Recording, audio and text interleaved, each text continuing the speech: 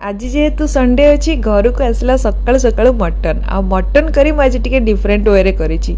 आपण माने केबे मटन करी रे भंडा पकेइकी ग्रेवी बनैछन्ती कि नै मते कमेंट सेक्शन में जणैबे। फर्स्ट टाइम मु भंडा पकेइकी मटन करी रे बनौछि आ एमिति मो आई बनाए आ आई कुहे कि भंडा पकेले मटन जल्दी सिझी जाए सेटा तो मु जानि नथिली तो सेति पई मु फर्स्ट टाइम आज ट्राई करूछि भंडा पकेइकी।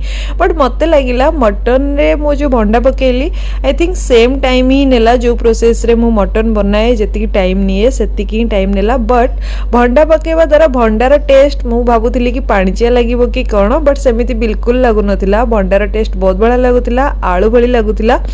आउ एटा रहिला हमर ऑथेंटिक मटन करी। आ मटन करीटा केमती देखा जाउची मते कमेंट सेक्शन में जणा दो। आ ए प्रोसेस रे केबे बनै कि खाइ छन्ती कि नै ताकू भी कमेंट सेक्शन में जणेबे। एटी मोर बनी कि रेडी हे गला मटन थाली। मु तो चलली खाइबा पई आपण माने भी बनै कि खा।